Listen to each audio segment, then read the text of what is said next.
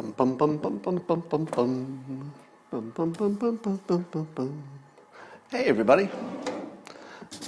I'm a little late this morning. Wasn't watching my clock. Normally I am, but today I wasn't. Well, we got stuff to talk about today, don't we? Yes, we do. And before we do that, excuse me, I would like to invite you to enjoy the simultaneous sip, the thing that binds everybody together, and I think that's important in this age of coronavirus. We're all going to have to stick together to get through this thing. And all you need is a cup or a mug or a glass, a tankard, chalice or stein, a canteen, jug or flask, a vessel of any kind. Fill it with your favorite liquid. Did you know I like coffee? And get ready for the unparalleled pleasure, the dopamine hit of the day, the thing that makes everything better, including the coronavirus. Go.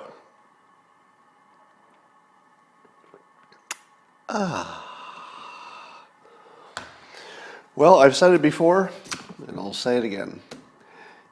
It always feels good to have a sense of control over your life, even if you don't. Because psychologically, you want to feel like you have control, even if that's not exactly true. And that's important today because we're watching this coronavirus come toward us and we're saying, well, what do we do? I'd like to do something, if I could. Let me give you a concrete example.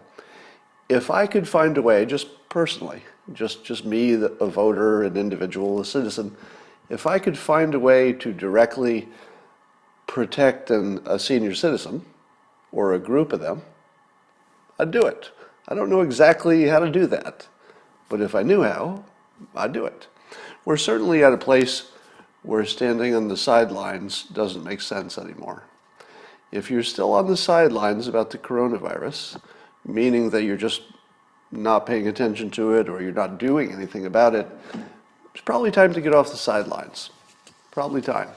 Now, I do not caution panic, because I don't think we're there at all.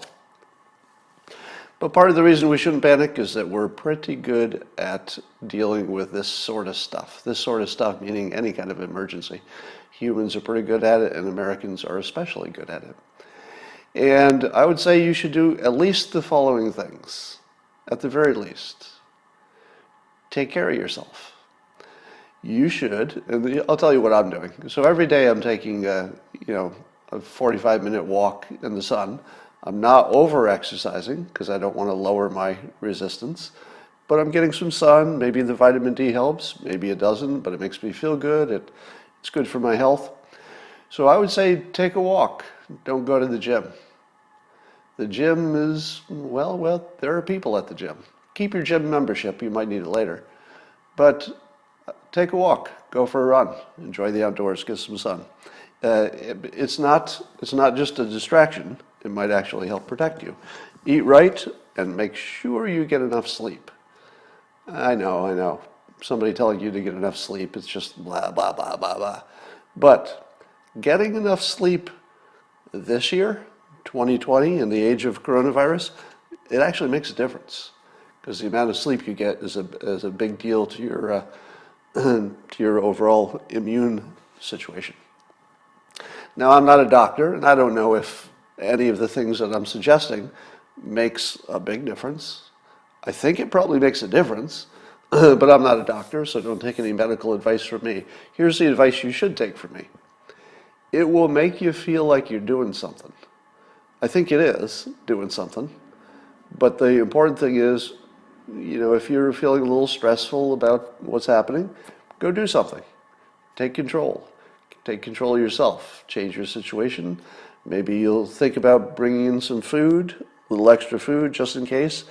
I personally think we're not going to run out of food.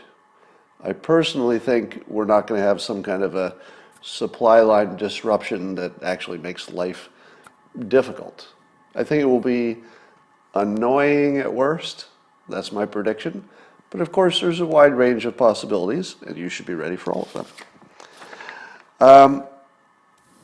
Yesterday I did an extended interview with Naval Ravikant. I don't know that that's posted yet, and I will tweet it when it is. So I did that offline. I still cannot find any technology that will allow me to create a good side-by-side interview in a reliable way. There are a number of ways to do it, but none of them are reliable. They all require, kludgy combinations of third-party software and things that don't always work. So I recorded that just using Zoom and put that'll be up sometime today. I'll tweet about it when it's up. If you don't know Naval, well, you should.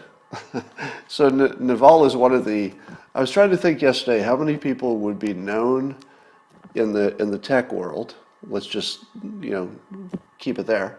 In the tech world, how many people would you identify by their first name?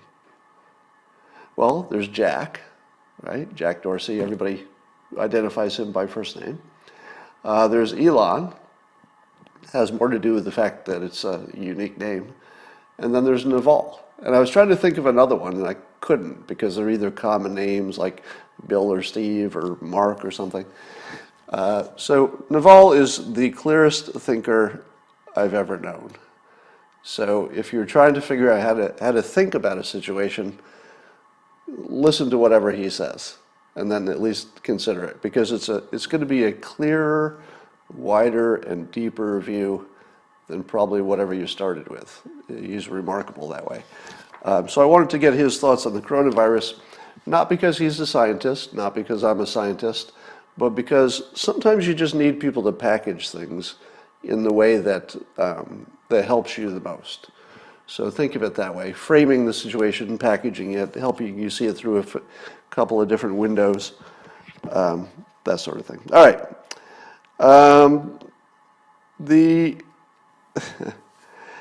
I don't know if we have fully understood how powerful President Trump's pardons are for the entire political system. And here's my point.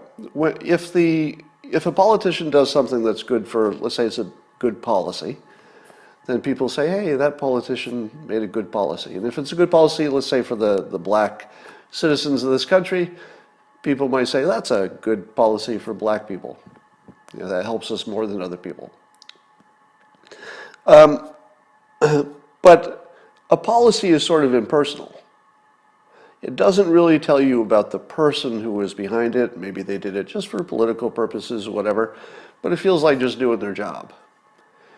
But these pardons that Kim Kardashian is working out with President Trump, I guess there were three more in addition to the one with Alice Johnson that Kim Kardashian got. And I want to say a couple things about that. First of all, my God, Kim Kardashian, what a great citizen.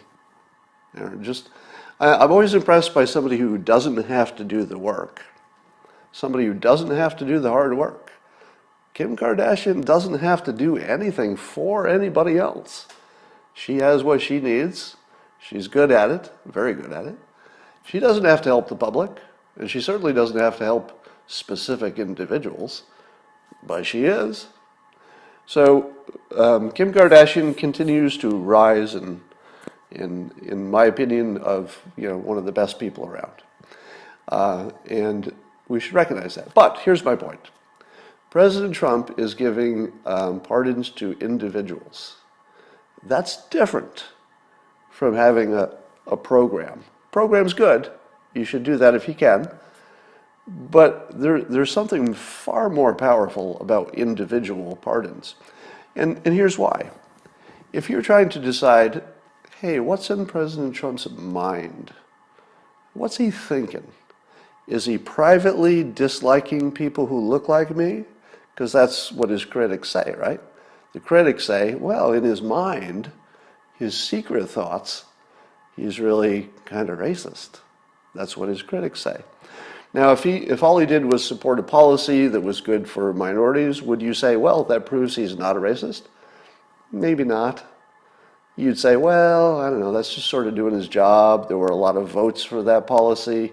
He was just agreeing with his party. It doesn't say anything about the politician. But when the president looks at an individual person and pardons that individual person, that's personal. It's completely personal. And I think you register it differently. And I think the president knows that, which is partly why he's doing it and partly why he's doing it now. So it's never not political, but you register it very differently. A personal act for a range, now there have been four of them just through Kim Kardashian. I'm not sure how many others. But when you see the president pardoning people on an individual basis like that, and these are people who were in jail for real crimes. These were not people who were unfairly accused. They may have been over sentenced, but they certainly did the crimes. And it just looks like it's hard to reconcile in your head, how could this man be a racist while he's doing, one black woman, I think they're all black women, after another, pardoning them for actual crimes. Again, these are reasonable pardons. They fall easily within the realm that a reasonable person will say, yeah, I can see that. I can see that. So I just wanted to point that out for its persuasion power. It's way more powerful than you think. And at this point, I think we're going to be surprised at how many black votes President Trump gets. Because it's little stuff like this. It's just really powerful. And then he's got other things that he can look to. So he's got a good record going. I'm happy about that. So here's some more stuff.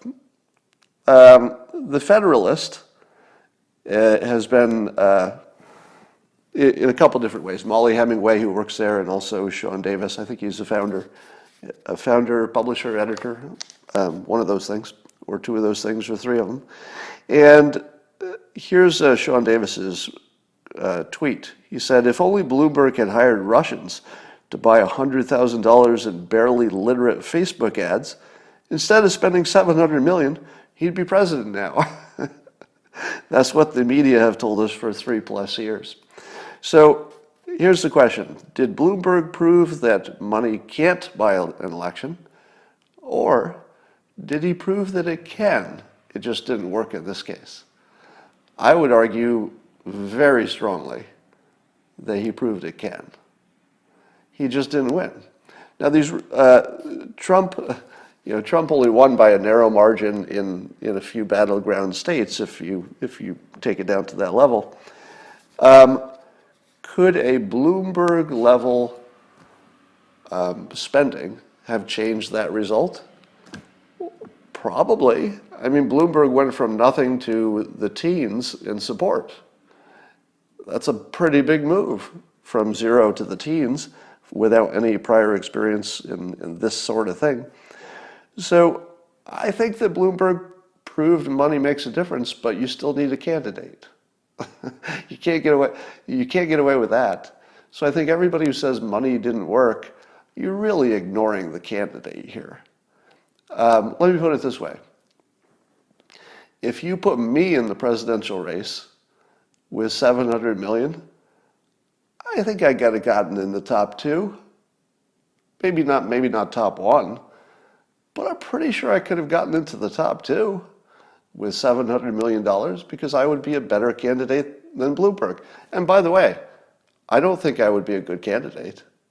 On a scale of 1 to 10, I'd be 6 on my best day. If someone was generous, they might say I'm a 7 and a 10. But Bloomberg was a 3. He was a 3. He was really terrible at that. I mean, really terrible as a politician, leader type, public speaker and debater. So it's very funny to mock the Russians and their $100,000 of barely literate Facebook ads, which I do believe had no impact whatsoever. Because how many of those people in the battleground states saw a Russia Facebook ad, barely literate, and said, I changed my mind. I'm going to go for Trump. Nobody. All right. Trump is getting in trouble for saying he has a hunch being the key word here, that the coronavirus virality is not as high as the scientists are saying at the moment. And of course, what do the Democrats say when the president says, I have a hunch it's not as bad as the scientists are saying? Well, of course, this plays into their narrative. He's the anti-science guy. Why is he saying the scientists are wrong with his no knowledge whatsoever? Well, I don't think it's no knowledge. Because you know what I think? Same thing the president thinks. Do you know what lots of reasonable observers think? Same thing the president thinks. Do you think the president came up with this opinion completely on his own, and that there was nobody who was an expert in the room who had ever said, well, it might be, there's a good chance it could be lower? We don't know. But I would be very surprised if the president is just ignoring 100% of experts and just making up a hunch for whatever reason. Now, here's what we know that's new. That's sort of a good news, bad news, and plays into this part. Apparently, the coronavirus has split into two major evolutionary trees with lots of variety, but they're two main strains now. And the 70%, let's see, is it? I don't want to get the numbers wrong, so let me just say this: one of the strains is really bad, and one of them is mild. But here's the fun part. This isn't fun. Let me take that word back. Erase that word. There's nothing fun about the coronavirus. Here's the interesting part. The bad one seems mostly limited to China, and the weaker one seems to be the one that's spreading. Now, is that a coincidence? It could be. It could be just a coincidence. But here's me not being a scientist and trying to understand things I've heard. We're all struggling to try to, wrestle with the science of it, and we're not scientists. So forgive me in advance for whatever I get wrong in this next part.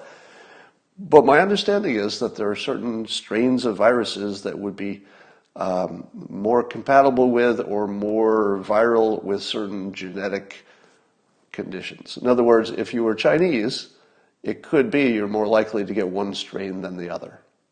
Because I've heard, but I'm not a scientist, so I need a fact check on this. I've heard that some strains can have a preference for some genetic types. So it's entirely possible that China's going to get the bulk of the worst kind. It's not completely restricted, so both of them are everywhere. But it's very dominant in China, and it's the opposite outside of China. So one of the possibilities, and it's way too early to say that this is likely, but certainly one of the possibilities is that the United States and maybe other countries will be hit primarily with the weaker version. Now, the other thing that I don't know about, and I would love a fact check on this if there's somebody in the medical community or scientific who can answer this.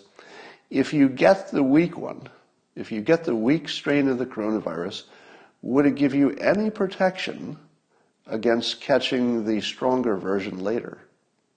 That's a pretty important question. And if anybody could get back to me on Twitter, I would like to know that. Now, it could be it's so different it doesn't help you at all, so we'll find out. Now, the president, here's why this ties into the other thing I was saying about the president's hunch. If it's true that there's a mild version, then it's also true there could be lots of people infected who are just unaware of it. And if that's the case, then the virality, it may have a different denominator than we think, at least in terms of the deadly part. So we're going to have this blended death rate that we probably shouldn't. Maybe it'll change. But we should have one death rate that's the bad version of the coronavirus, the worst one, and another death rate for the milder version. And then if you get one versus the other, or if you're someplace where one is more prevalent than the other, that's better information. But if you combine those two, I think you get a nonsense average. So what we have at the moment, I think, is a nonsense average of two different strains that operate quite differently. Am I wrong? Am I wrong that we have a nonsense average at the moment? So when the president says his hunch is it's going to look different, that could be because there's a lot of this less viral or less deadly version. I may be mixing up what's deadly versus what's viral. The mild version is less deadly. I'm not entirely sure if it's less viral. That's a separate question. All right. I have heard twice the... No, I'm not going to say this. I'm sorry. I started something, but I'm not going to tell you. I've told you before that one of the ways I trace my influence is by looking for unique word choices. And I'm seeing some of my unique word choices out in the wild, but I'm not going to tell you what it is until later. But it looks like it's getting out there. All right. The big news of the day. I could not be more bored by this. It's the headline. Everybody's talking about it. So Schumer stood in front of the Supreme Court and threatened by name, Gorsuch and Kavanaugh, for they're working on some kind of case with reproductive rights, abortion. And Schumer actually threatened them by name and said, that the whirlwind would be released, and they'd pay for it somehow. Now here's the thing: we live in gotcha world and gotcha times, and in a gotcha election year. So of course everybody on the conservative side jumped all over him and said, "My God, if Trump had said this, it'd be impeachment time." It probably would. If any Republican had said this, it would be the end of the world. Yeah, kind of would be. But I watched it live. If you watch it live, first of all, it's hard to figure out what's going on because his staff just lied about it and said, "Oh, he was talking about politicians. He wasn't talking about the Supreme Court." But that was just a bold-faced lie because if you look at it, he named the Supreme Court members, by name. There's no ambiguity about who he was talking about. He named them.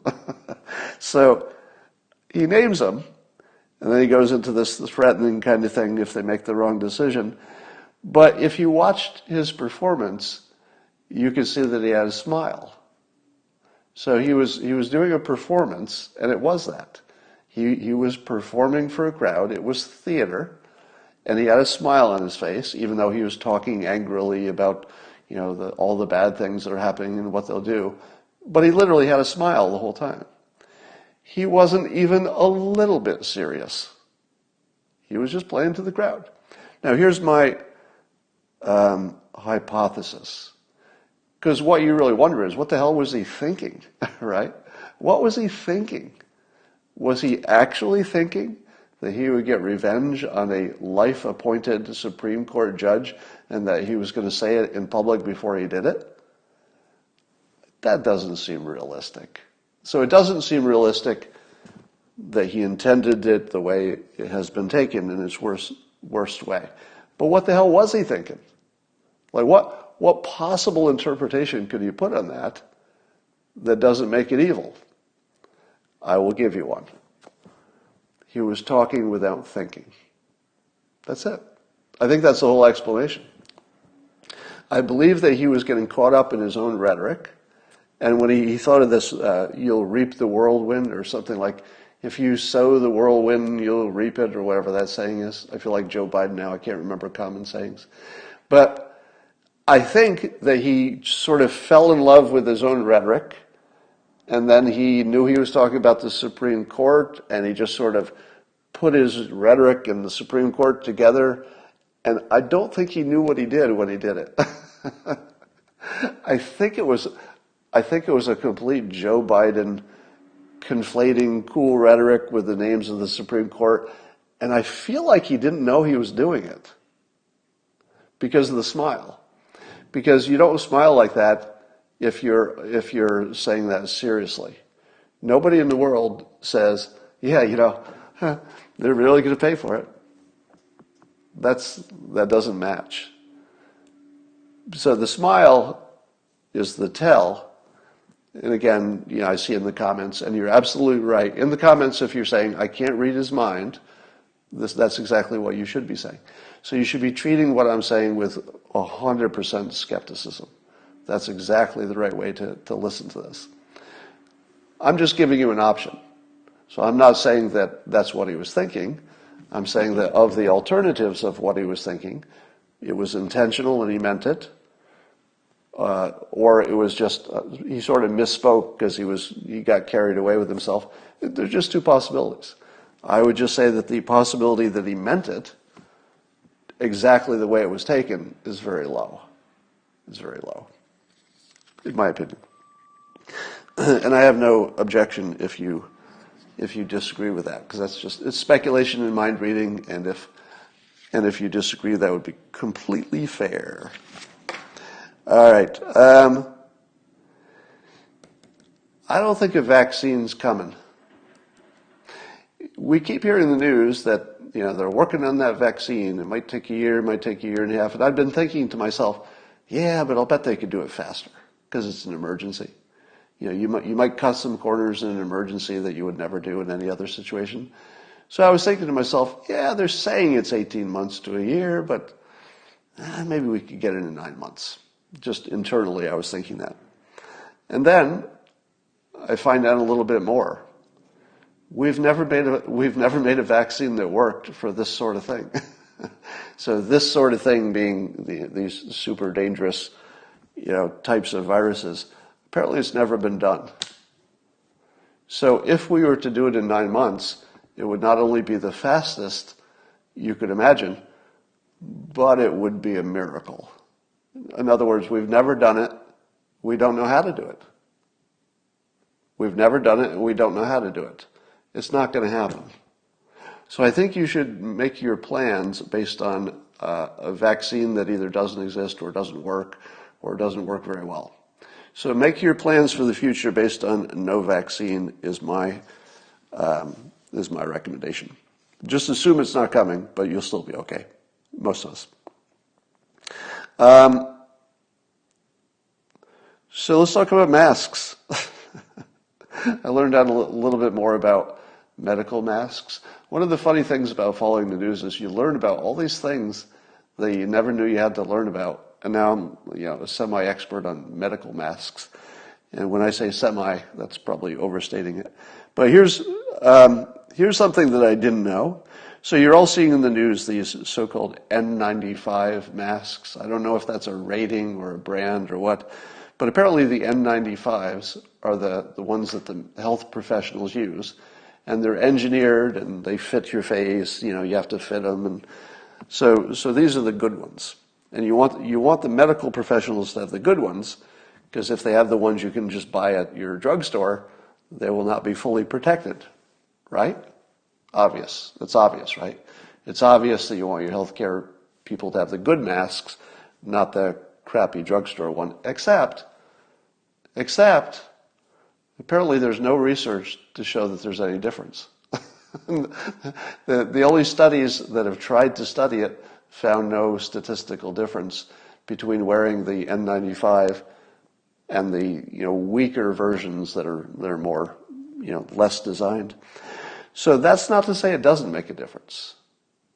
And that's an important distinction. I'm not saying they don't work or that they're not better. I'm saying there's no science behind it. It could be that common sense is enough to tell you one is better than the other if you were to look at the details. Maybe that's what they're operating off, but it's not scientifically demonstrated, apparently. But not in the bad way, but in the good way. And what I mean by that is that the good masks were no better than the less designed masks at protecting the health professionals. So the bottom line is that the masks work, as far as we know, and as far as the medical community knows, but they don't know that the N95s work better. Somebody's answering my question here. The N95 is a rating. Oh, that makes sense, because there's also an N99. Yeah, it's a filter rating. So it must be 95% of something versus N99 is 99%. There's some even higher level of mask, apparently. So I would say that we can completely dismiss the idea that masks don't work. And I think we can also dismiss, at least on a practical level, we can dismiss it. Still need some confirmation.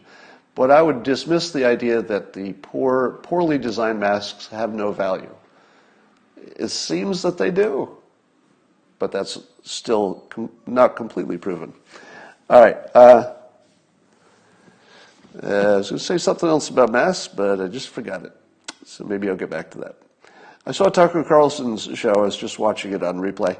He was talking about how AT&T employees are being forced to train their foreign replacements. I think they're HB1 visa types from other countries, mostly from India. And some of the American employees were angry that they had to train people to be their replacements.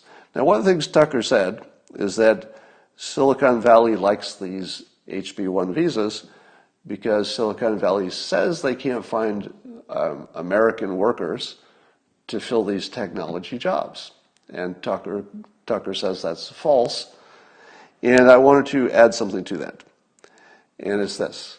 You have to make a distinction between a technology worker and somebody who actually is a technology expert, programmer, technologist. They're not the same thing. A technology worker might be tech support, which is just sort of a user level, they don't have to be a technical expert. So my guess, because I live near Silicon Valley, I've got a startup, I've been involved in this world a long time, I can tell you for sure the high-tech companies do not have access to enough technical talents. So the H-1B visas for people who actually know how to program, people with full stacks, that sort of thing, there is a shortage of them.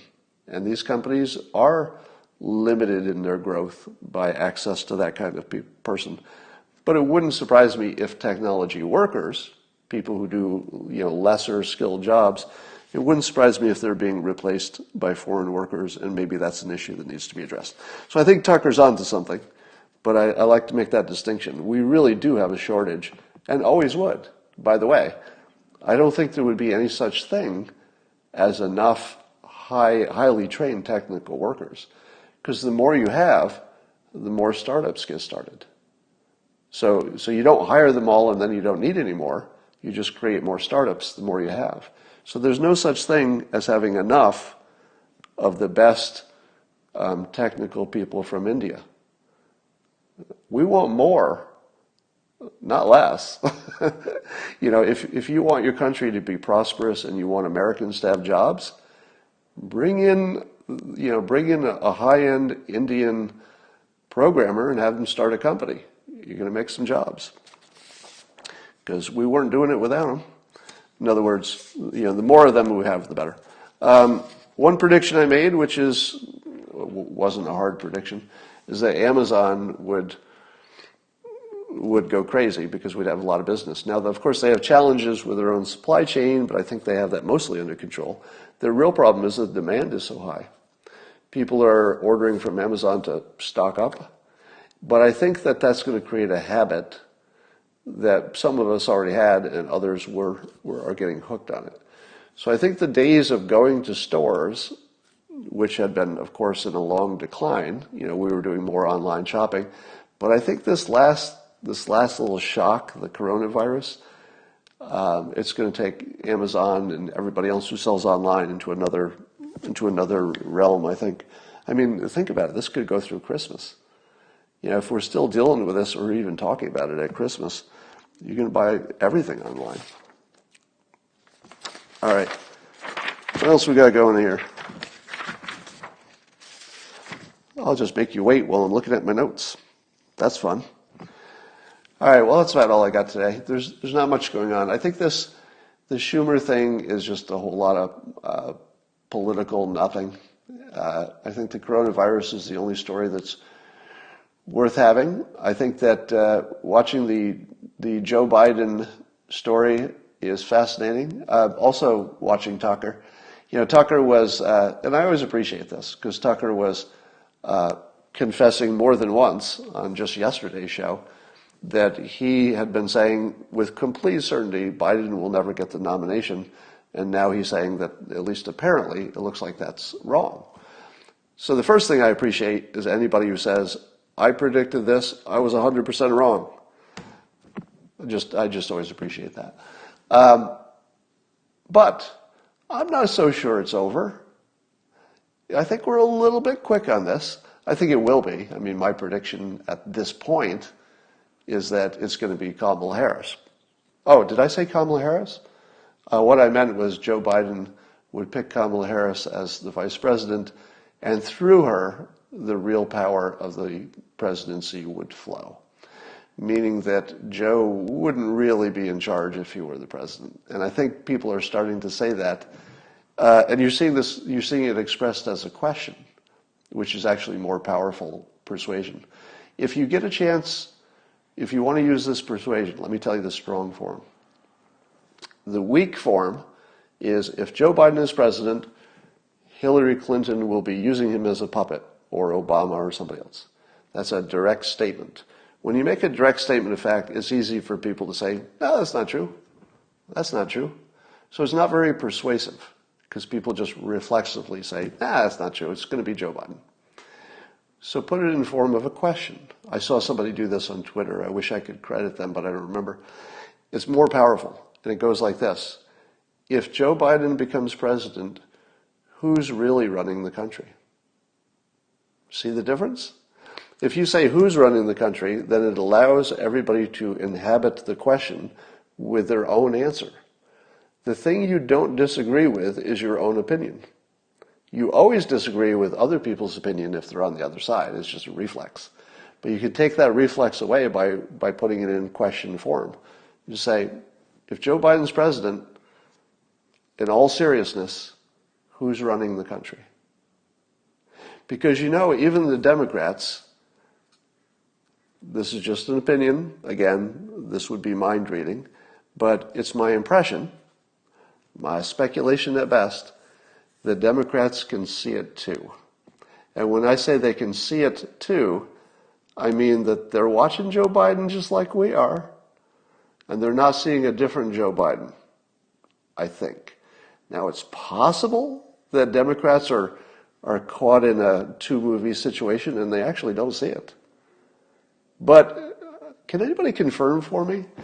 Let me ask the question. I'll bet there's enough data points right here in the comments. So in the comments, tell me, have you talked to any people who are Biden supporters, even if they're reluctant? They may have come over from some other candidate they were supporting.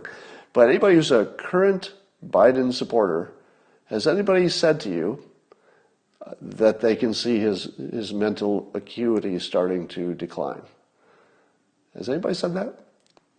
Because I'm actually curious. It's a good question whether it's only obvious to one side. And the reason I ask that is, remember, it wasn't long ago that every Democrat in the world was looking at President Trump and said there's something wrong with his brain.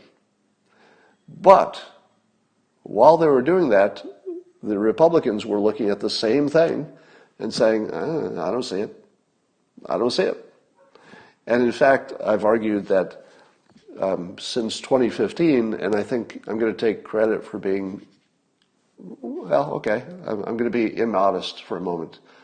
I can't prove this, but it's my opinion that I am the primary reason that people see President Trump as a good communicator with tools that are designed to do this thing, as opposed to a random crazy guy who's just spouting things. I think I'm the biggest influence on that. But the surprising part is that the Democrats have bought into it. At this point, even the most virulent, I shouldn't say that word in public, virulent, even the most rabid Trump hater, at this point in 2020, would also say, grudgingly, but he is really good at this stuff. He's really good at this campaigning. He does give a rally that's quite a show. He does persuade. So even people who are inclined to hate him are saying that. So we had the two movies with Trump. But do we have two movies with Biden? Because it feels like people are seeing the same movie on him. I just don't know. Somebody says there's that Biden has a stutter, or has a stutter he's overcome. I guess he had one. And that might be causing him to, pause in sentences and, try to figure out how to say stuff. Maybe. I mean, that could be part of it, but it doesn't seem to explain what we're seeing. I mean, your stutter doesn't make you forget a common saying or forget where your wife is or anything. And by the way, the wife and sister thing, totally overblown. He was literally facing forward and they switched sides behind him. It looked like a gaffe and we all had fun with it and we treated it that way. But that's not a gaffe that you wouldn't have made. I mean, put yourself in this situation. You're standing at the podium, your entire focus is on the crowd. Your wife and your sister switch places behind you. Are you going to catch that in time? No, probably not. Because he motioned to who he thought was his sister without actually looking first. So it was a gaffe. It was embarrassing. We all had fun with it. I don't think that one means anything. I think the other ones do. Oh, I do think the other ones do. So this one's just political, but I think the other stuff suggests there's a problem there. But watching Trump start to settle on Biden's brain as his main angle of attack is going to be really fun. It's not going to be kind, but it's going to be fun. So he's already saying that Biden doesn't know what he's saying and doesn't know what he's talking about, and that will be great. All right. Looking at your comments.